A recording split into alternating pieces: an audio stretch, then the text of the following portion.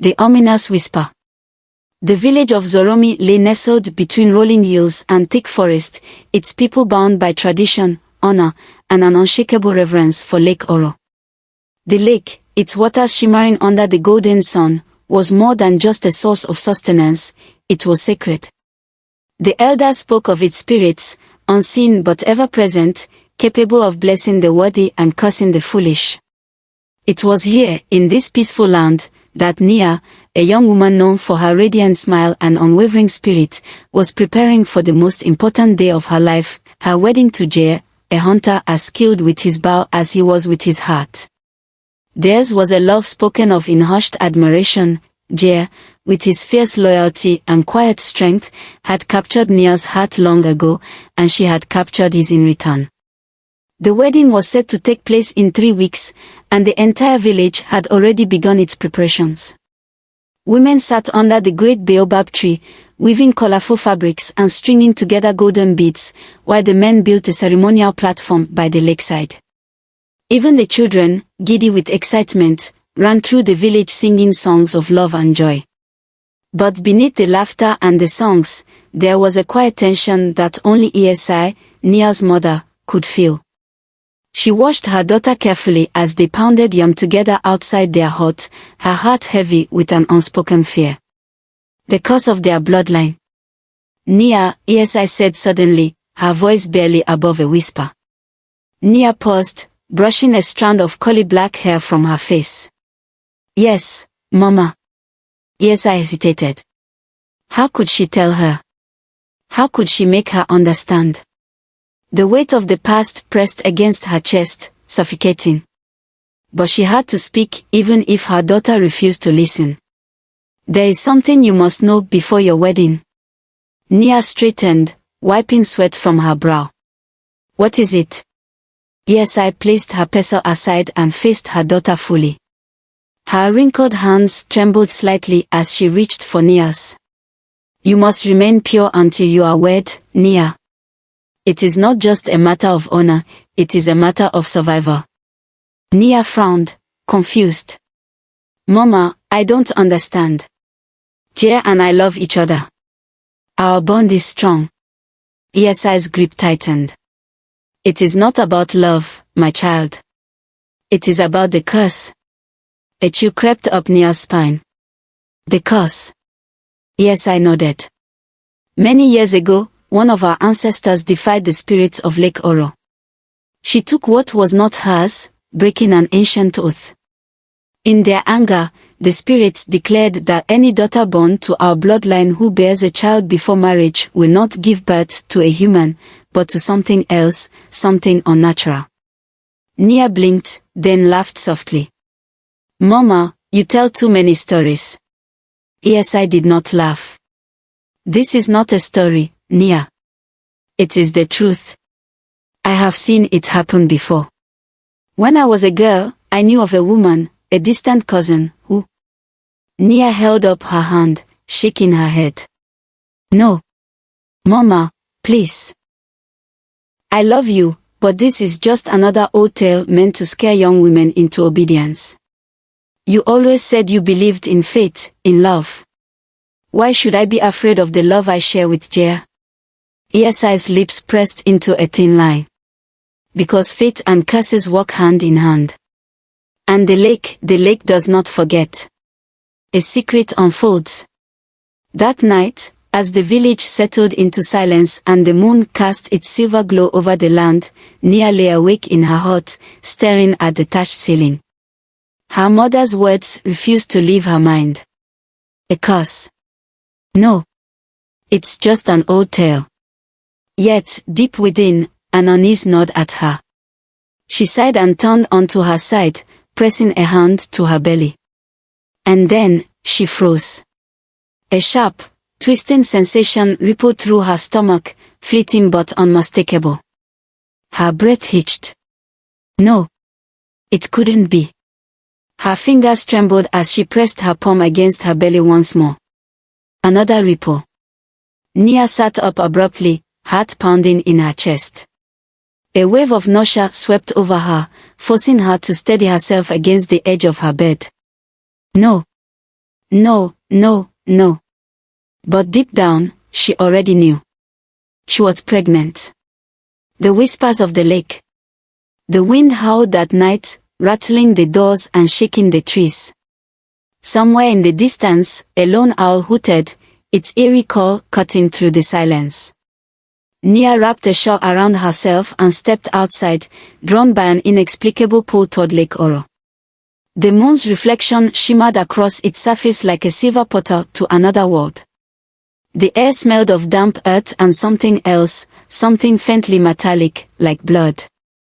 As she stood there, staring into the endless depth of the water, the night grew unnaturally still. The wind stopped, the insects silenced their songs, and even the trees ceased their rustling.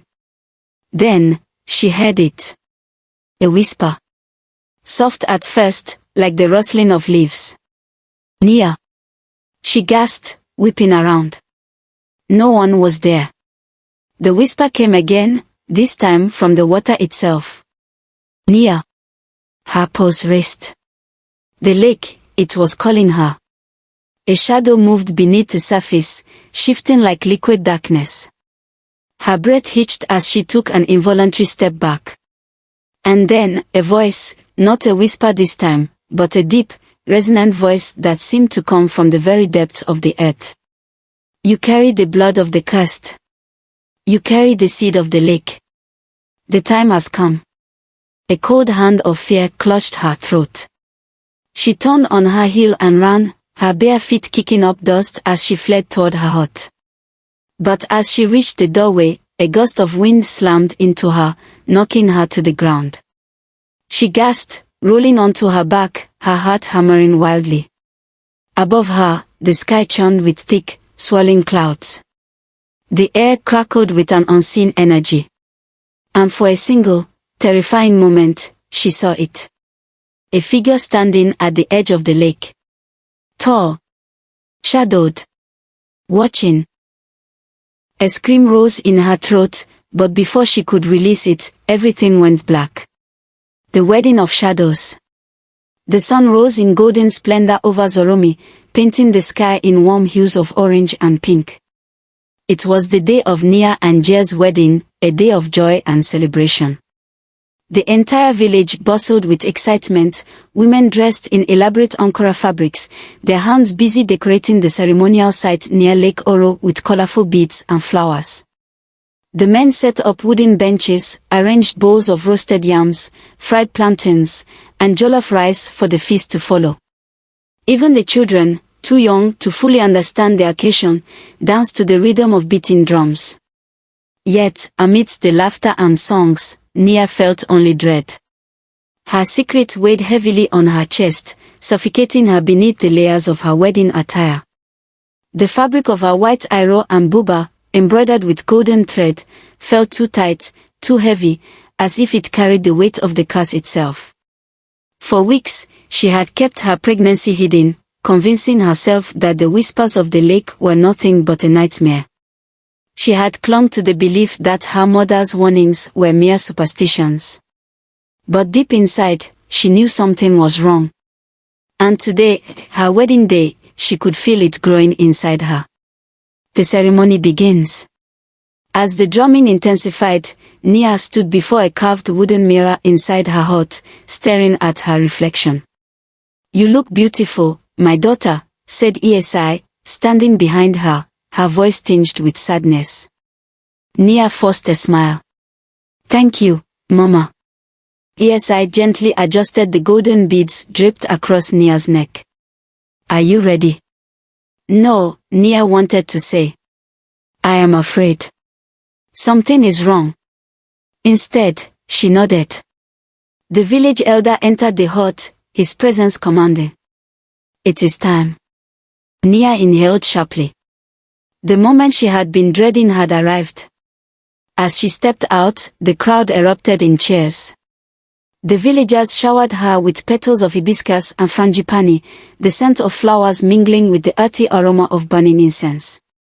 At the lakeside, Jer stood tall, dressed in a regal agbada of deep blue, his face breaking into a wide smile as he saw her. He took her hand. You are more beautiful than the sunrise, Nia. A lump formed in her throat. She wished she could hold on to this moment forever, to freeze time before the shadows of her secret unraveled. The priest, an elderly man with piercing eyes, raised his staff. We stand before Lake Oro, the giver of life and protector of our land. May the spirits bless this union and grant it strength. The crowd fell silent as the priest dipped a wooden ball into the lake, lifting the sacred water high above Nia and Jer's joined hands. With this water, we call upon the spirits to bear witness. He poured the water over their hands. The winds of omen. The moment the water touched Nia's skin, a sudden gust of wind roared through the ceremony. The once clear sky darkened, as if the very sun recoiled in fear. The lake, which had been calm just moments before, began to ripple unnaturally.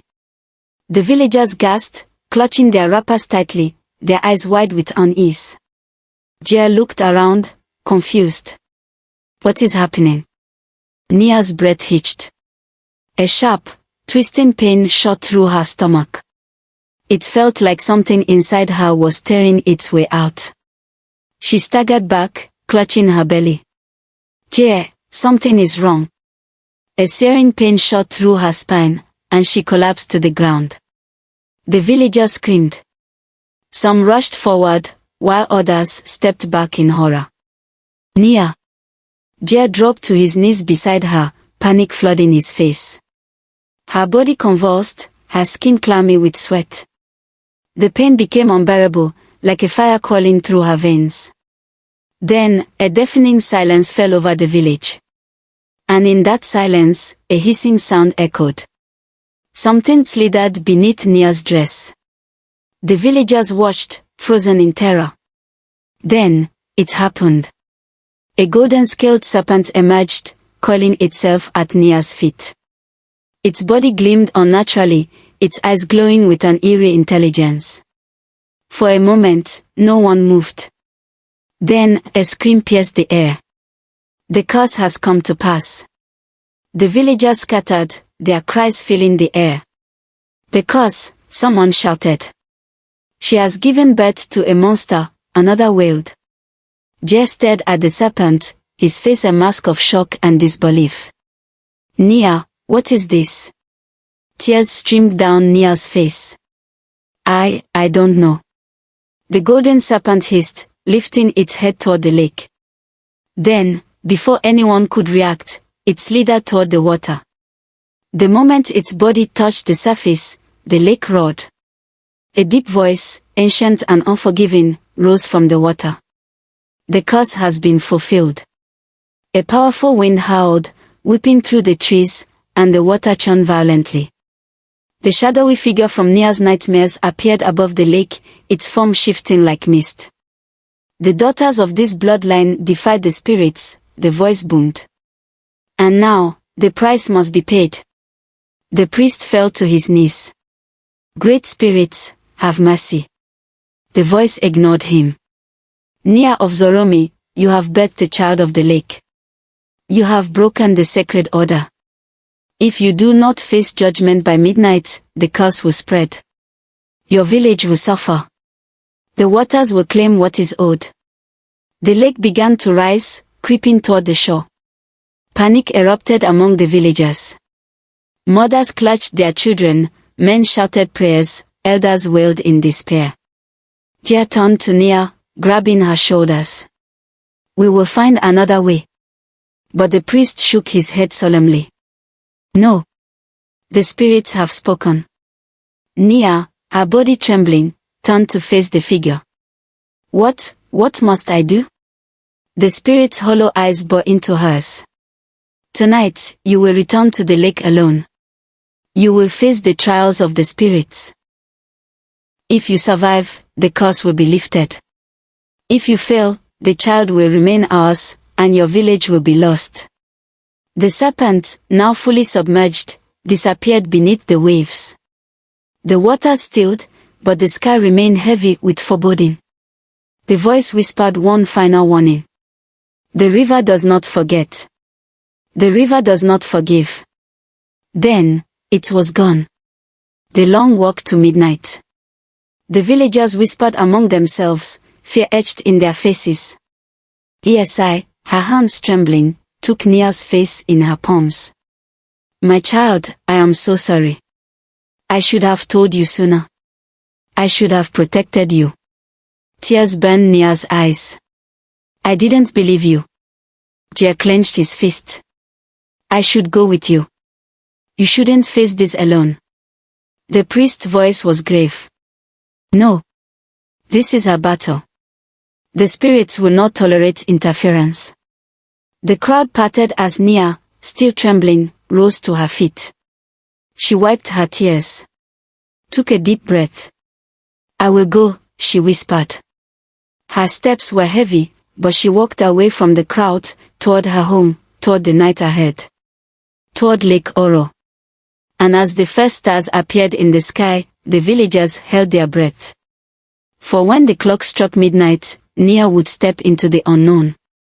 And face the judgment of the lake. The journey into darkness. The village of Zoromi had never been so silent. The drums had ceased, the laughter of children had faded, and even the trees seemed to hold their breath. A heavy weight pressed upon the air as Nia prepared for what lay ahead. Midnight loomed, and with it, the judgment of Lake Oro. She stood at the water's edge, her bare feet sinking into the damp earth. The wind had died down, leaving an eerie stillness. In her hand, she held a small leather charm, a protective amulet given by her mother. Esi's tear-streaked face had been the last thing Nia saw before stepping away from the village. I will return, she had whispered. But deep inside, she wasn't sure if she believed her own words. Behind her, Jia stood rigid, his hands clenched into fists. I should be the one going, he said, his voice raw. Nia turned to him, forcing a small smile.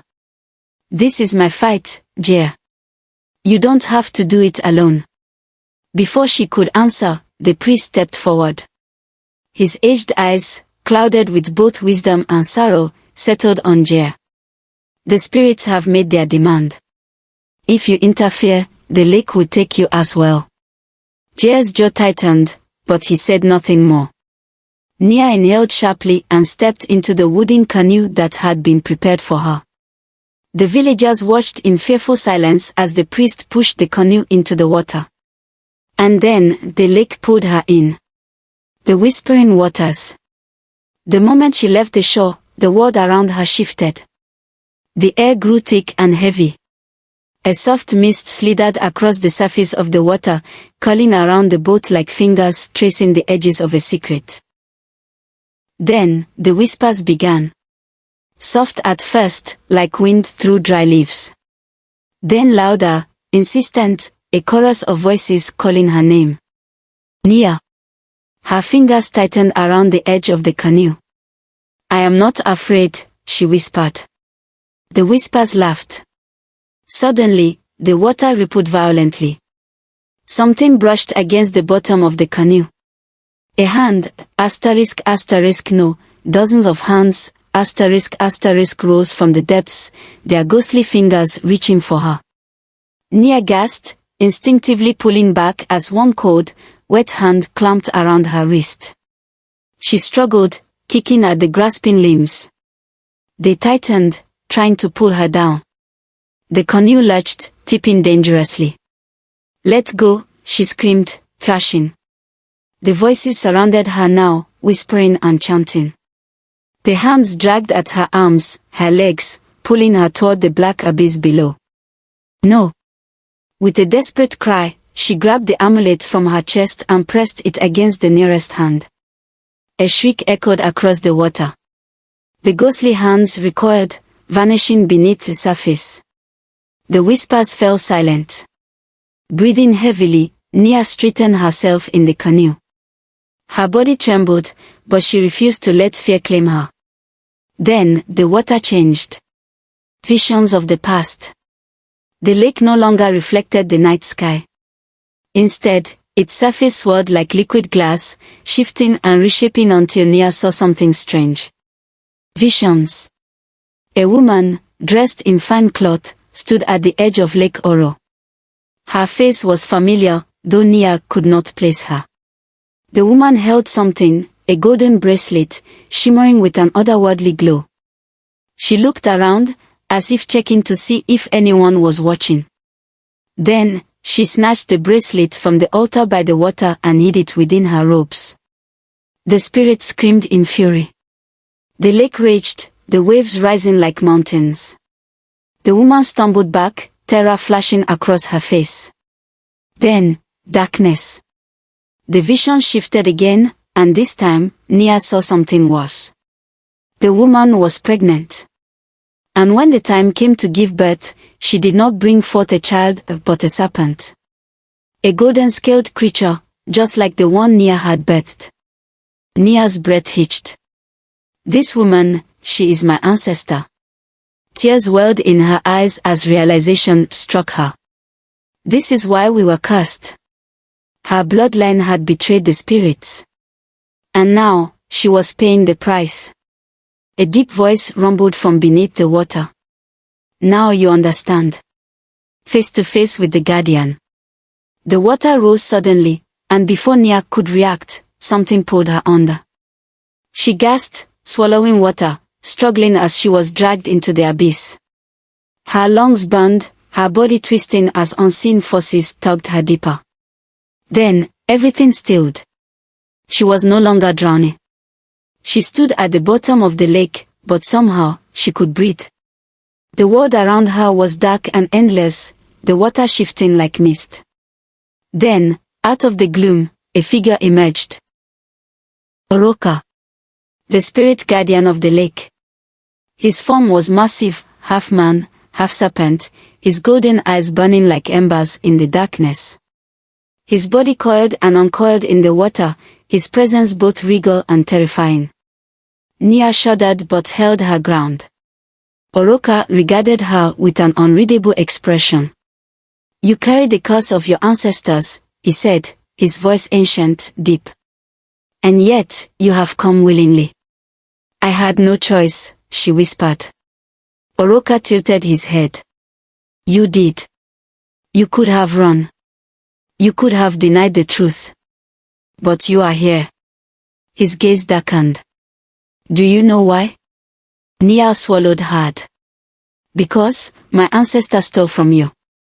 The spirit's golden eyes gleamed. Yes. He circled her slowly. She stole what was sacred to us. And for that betrayal, your bloodline was cursed. Every daughter of your lineage who bore a child outside of marriage would give birth not to a human, but to a child of the lake. Nia's hands clenched. But why? Why punish the innocent? Oroka's gaze pierced her. Because the lake does not forget. A chill ran through her. But, the spirit continued, you have done what none before you dared to do. You have faced the water. He extended a long, clawed hand. To break the curse, you must return what was stolen. Nia's heart pounded. The bracelet. Oroka nodded. Find it. Return it to the sacred altar. And the curse shall be lifted. Nia hesitated. And if I fail? Oroka's golden eyes gleamed in the darkness. Then the child remains ours.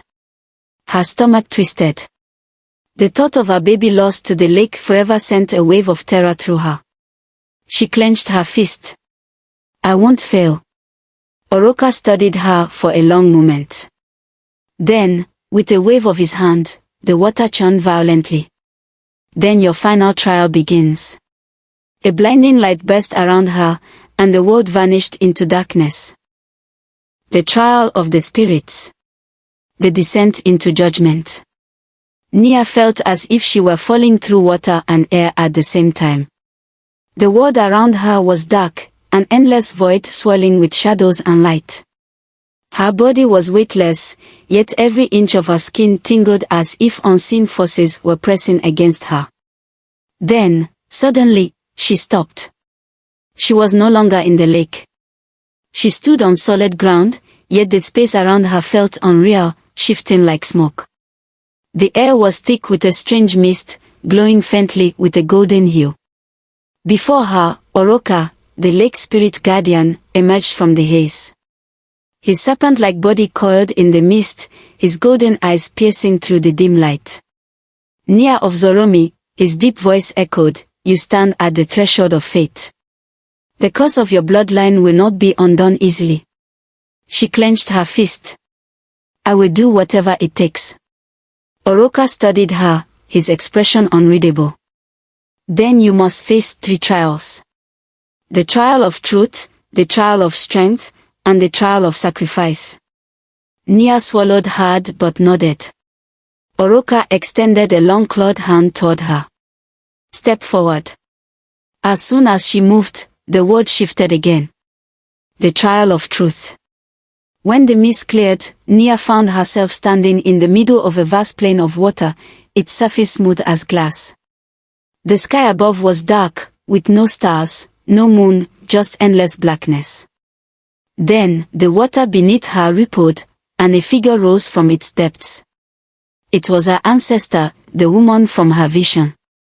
She had the same dark eyes as Nia, the same sharp cheekbones, but her expression was twisted in guilt. "You seek to end what I began," the woman said, her voice a whisper of regret. Nia's breath caught in her throat. "Who are you?" "I am Er, the one who stole from the spirits." Nia's heart pounded. "Why did you do it?" Er looked down, shame flickering across her face. "I was foolish. The bracelet was a gift from the spirits, a symbol of trust. But I was blinded by greed, by the hunger for power. I took it, thinking it would grant me strength. Instead, I doomed our bloodline." The water shuddered, and suddenly, Nia was surrounded by images of the past. She saw Er stealing the golden bracelet from the sacred altar, her hands trembling. She saw the spirits of the lake screaming in fury as the waters rose and swallowed the village in chaos. She saw the moment Er gave birth, not to a human child, but to a serpent. And now, generations later, Nia had suffered the same fate.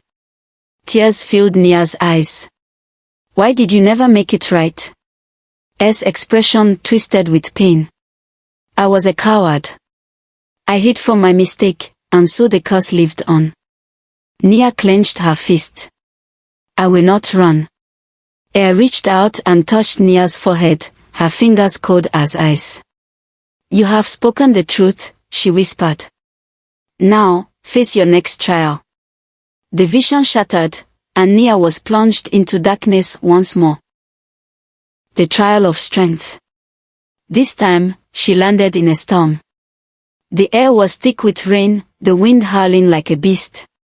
The ground beneath her feet was made of churning water, and in the distance, shadowy figures emerged from the storm. They had no faces, only hollow eyes, and their voices were a chorus of sorrow. "Nia," they whispered. "You cannot win. You are weak. You will fail, just as she did." The figures lunged. Nia barely had time to react before they surrounded her, their claw-like hands reaching for her, trying to drag her into the storm. She fought back. She kicked, she struck, she refused to let them take her. But the shadows never stopped. Every time she struck one down, another took its place. Then, she felt it. A weight in her chest. A whisper in her own voice. "What if they're right? What if I am weak?" For a moment, the doubt seeped in, and the shadows grew stronger.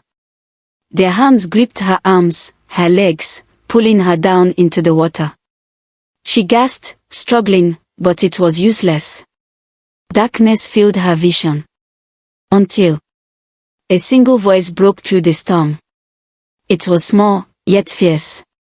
A voice she had never heard before. Her child's voice.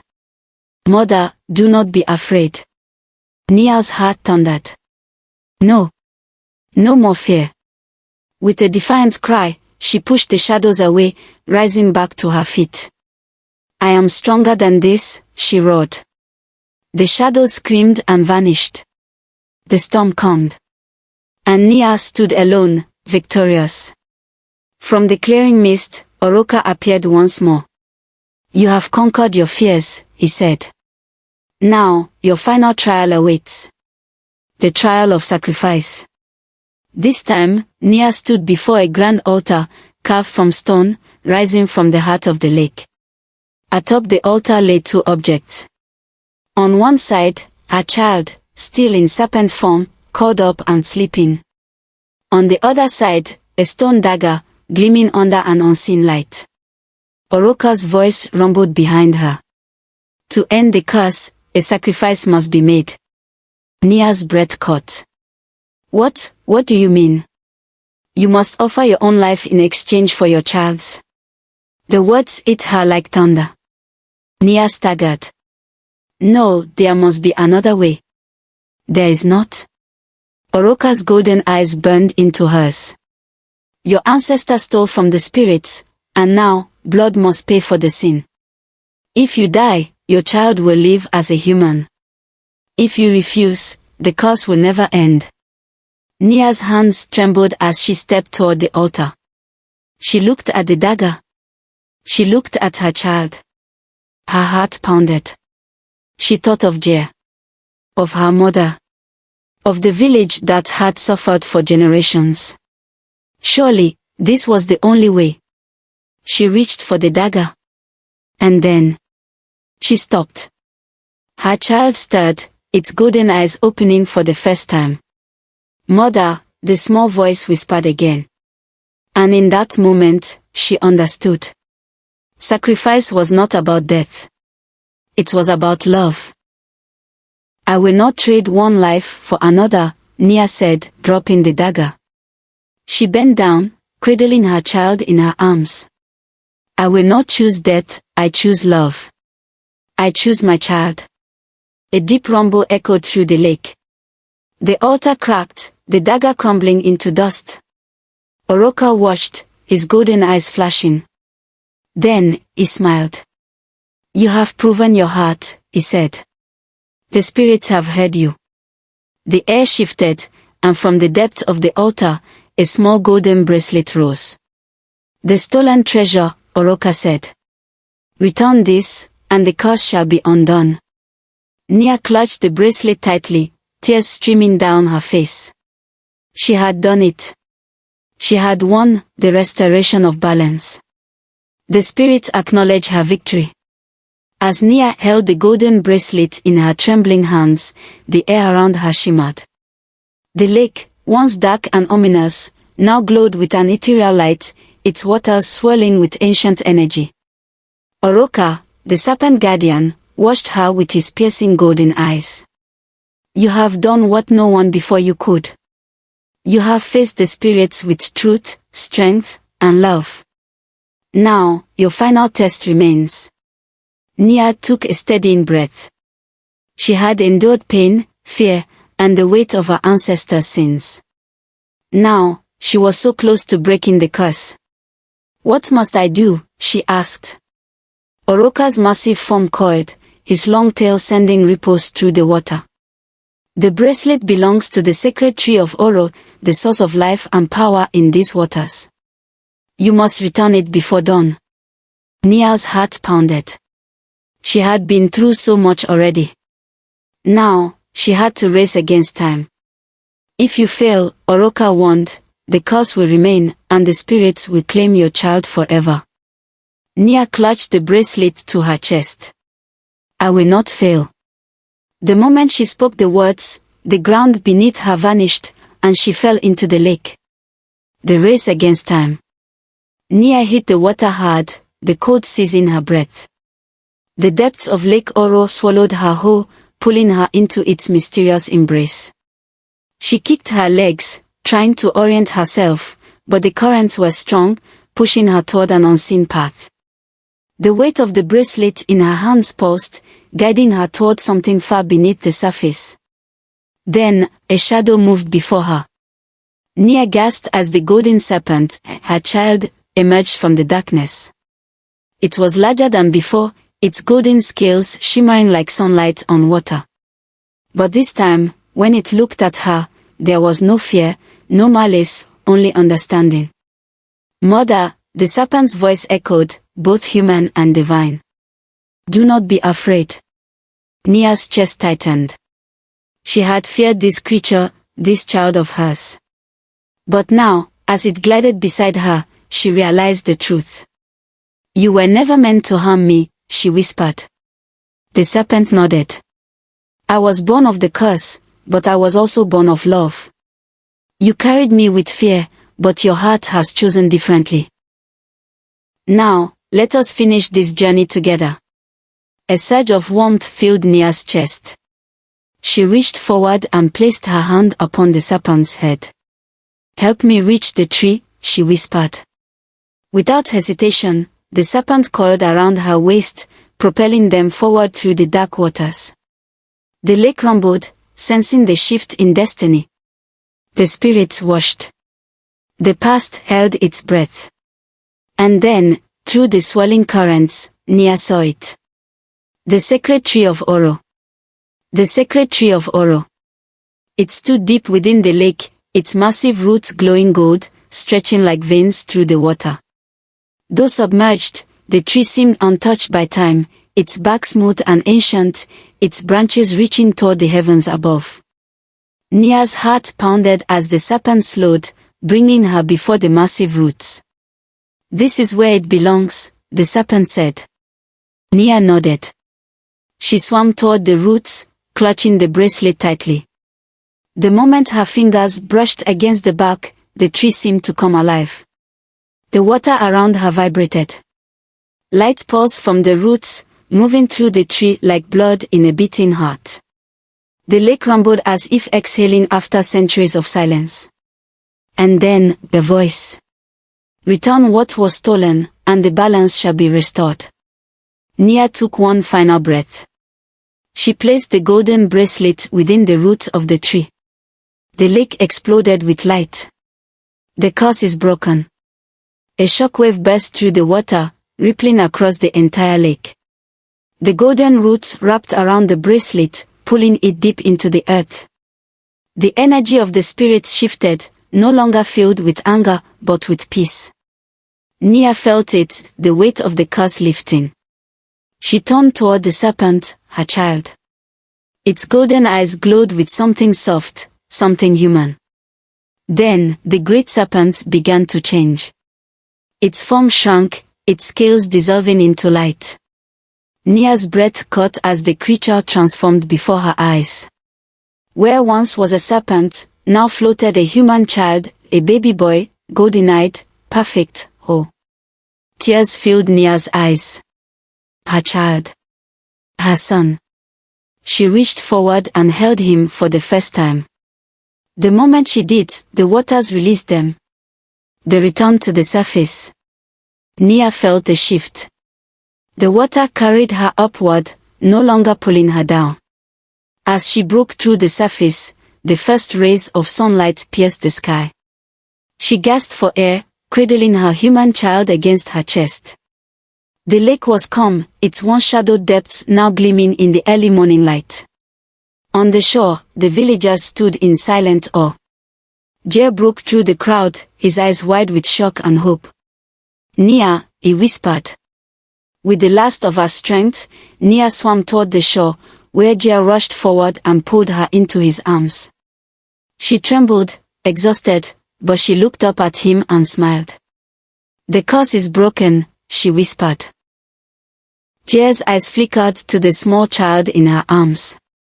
Is this our son? Nia said, her voice trembling with emotion. He is free. A single tear slid down Jer's cheek. He reached forward and gently touched the baby's face, as if afraid this was all a dream. Esi, Nia's mother, fell to her knees, her hands covering her mouth.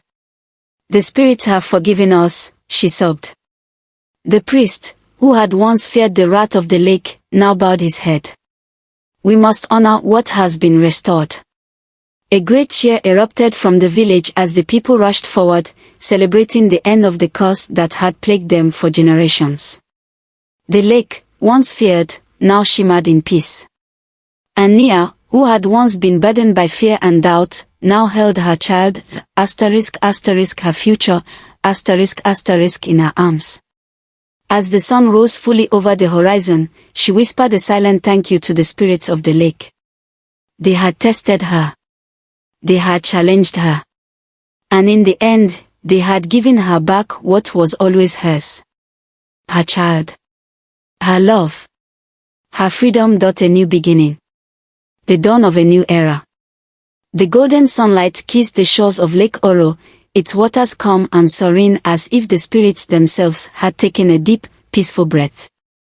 The ripples danced like whispers of gratitude, carrying away the darkness that had once haunted the lake. On the damp earth, Nia lay still, her body exhausted from the trials she had endured. The gentle morning breeze caressed her skin, bringing with it the fresh scent of the lake and the earth, clean and renewed. In her arms, wrapped in her trembling embrace, was her child, her son, fully human. His golden eyes fluttered open, his tiny fingers curling as he let out a soft whimper. Nia exhaled in relief. He was real. He was alive. And he was hers. Tears welled in her eyes as she pressed a kiss to his warm forehead.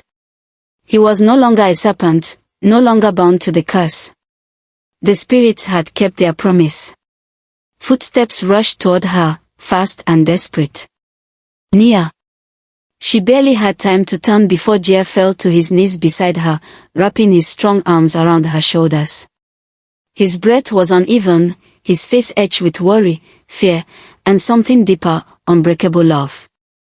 "You're alive," he whispered, holding her close. His hands trembled as he touched her, as if ensuring she was real. "The spirits, they let you go." Nia, still cradling their son, nodded weakly. "They tested me. They made me face the past. But the curse is lifted." Jer's eyes fell on the child in her arms. Their son. He reached out hesitantly, his fingers brushing against the baby's soft cheek. The child stirred but did not cry. "He is beautiful," Jer murmured, his voice thick with emotion. Nia smiled, exhaustion making her body weak, but her heart felt lighter than it had in years. "He is free."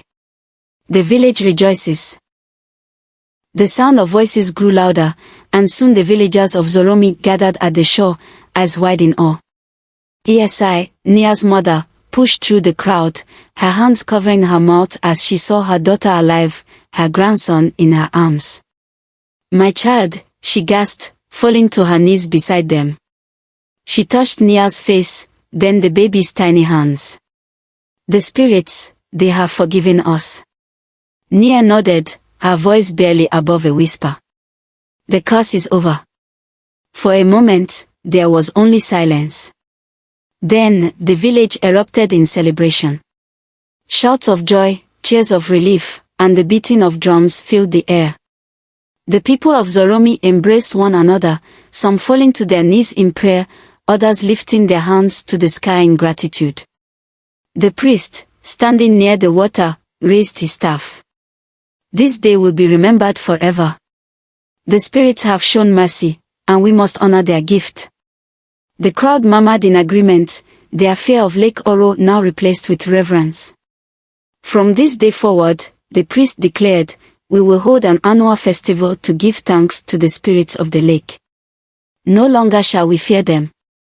We will honor them, respect them, and teach our children of their power, not as something to be feared, but as something to be respected." The villagers bowed their heads in agreement. For the first time in generations, the shadow of the curse had been lifted. And in its place, hope had been reborn. A love that endures. As the village celebrated, Jer turned to Nia, his gaze full of a quiet, unshakable promise. "You are the bravest person I have ever known," he said, his voice thick with emotion. Nia looked up at him, exhaustion making her eyelids heavy. "I was afraid, Jer. More afraid than I've ever been. But I couldn't let them take our child. I couldn't let the past define our future." Jer cupped her face in his hands, his thumbs gently wiping away the tears she didn't even realize she had shed. You didn't just save our child, Nia. You saved all of us. Nia leaned into his touch, her heart swelling with love. I will never leave you, Jer continued. I will protect you, and our son, for as long as I live. Nia let out a soft laugh, pressing a hand against his chest.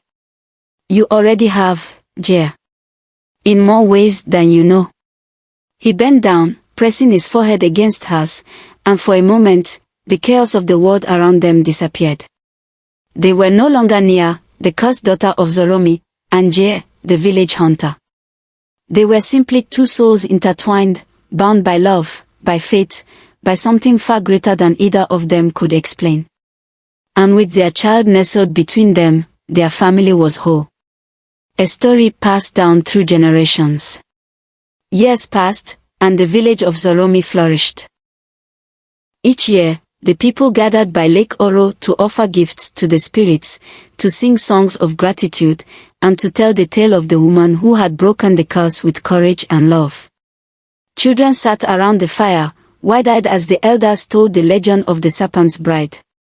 Once, there was a woman named Nia, the elders would say, who was tested by the spirits of Lake Oro. She did not fight them with anger, nor did she run from her fate. Instead, she faced them with truth, with strength, and with love. The children would listen in rapt silence as the elders continued. She gave birth to a child who was not human, but a serpent born of the lake. But instead of fear, she chose to love her child. And that love, pure, unwavering love, broke the curse that had haunted our village for generations. The children would whisper among themselves, asking, did the spirits really forgive her? And the elders would smile and say, the spirits do not forget. But they can forgive if the heart that seeks forgiveness is pure. And so, Nia's story became not a tale of fear, but a lesson in courage, redemption, and respect. The legend lived on, not as a warning, but as a beacon of hope. And as Nia and Jer watched their son, now a strong, kind young man, play by the lake, they knew that they had not only written their own destiny, but the destiny of every generation to come. The waters of Lake Oro, once feared, now glistened with the promise of new beginnings. And Nia, once burdened by a past she did not choose, now walked forward, free. The end.